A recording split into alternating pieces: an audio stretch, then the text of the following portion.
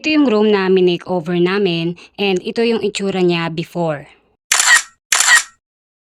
So beige yung dating kulay ng room and mas dark siya sa ipinalit kong kulay, white lang dahil as you can see yung mga bintana, wala siyang light na nanggagaling or liwanag kaya mas pinili ko po na puti na lang para mas maliwanag yung room. So, first step na ginawa namin, minasilyahan muna namin yung dating mga butas using skim coat. So, yung skim coat nilalagyan lang siya ng tubig para siyang pati, para matakpan yung mga butas-butas. And then, pinahiran na namin siya ng gloss latex. Pero dapat, as much as possible, flat latex muna yung gagamitin para mas ma-achieve mo yung dating kulay. Lalo na kung yung room mo na dating pintura ay galing sa dark. So, dapat kung gusto mo ma-achieve yung kulay na gusto mo, kung gusto mo maging mas lighter, dapat flat muna. Pero dahil nga medyo budgeted meal tayo, nagbabudget tayo, so gloss na lang yung ginamit namin.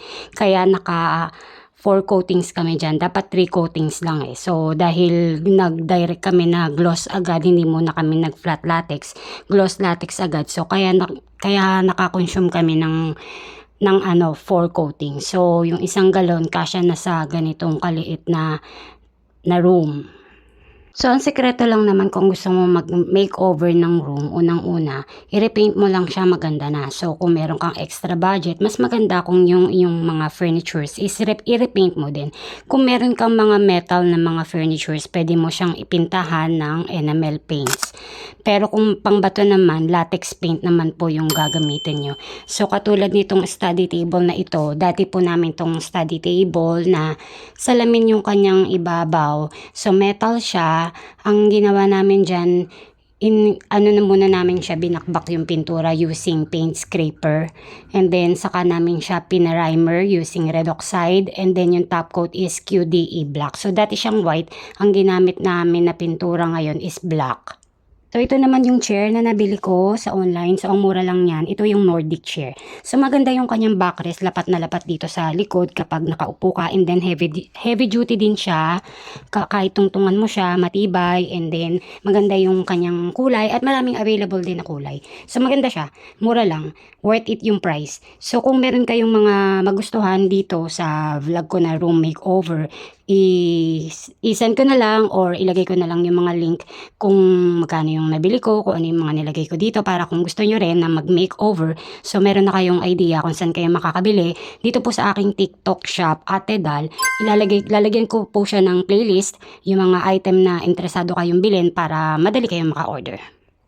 So, ito yung mga items na binili ko. Hindi naman siya masyadong mahal para lang maging mas maganda yung room. So, ito naman, pansamantala, nilagyan ko muna siya ng shower curtain. Hindi kurtina yung nilagay ko para hindi masyadong alikabukin. Pero, plano ko siyang palitan ng roller blind.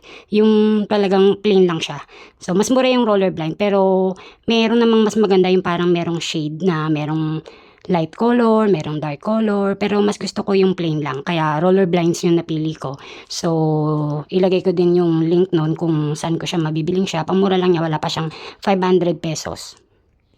So, as a TikTok seller and TikTok affiliate, so nag-makeover kami ng room, kaya kung gusto nyo po na orderin yung mga products na nilagay ko po dito sa room makeover, pwede nyo pong puntahan yung aking TikTok shop, Ate Dal. Ilalagay ko po sa aking mga playlist yung mga items po na nabili ko. Para kung gusto nyo rin pong bumili katulad nito at magkaroon kayo ng idea, madali po sa inyo maka-order. So, ito yung isa sa mga item na napili kong ilagay dito sa room makeover. Ito pong door hanger hook. So, ang pinili ko yung mas mahaba. Ayan, para mas abot siya. So, marami siyang hook. Mga 2, 4, 6 na hooks. So, ang nilagay namin dyan is cup. Pero, pwede mo naman siyang lagyan ng anything like yung mga bags.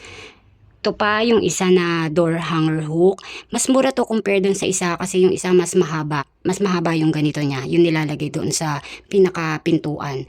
So ito mas maikli and then mas maikli din siya. So pang closet siya actually. So pwede mo isabit dyan yung mga small things mo like yung mga sinturon, yung mga maliliit na bags. So yan. Pang siya, pang closet. Medyo maikli. Siyempre, itong bottle lamp, wireless, cordless, rechargeable siya. I-charge mo lang siya dito. Yung USB na charging cable. Yung pang Android, maliit lang siya. Ayan.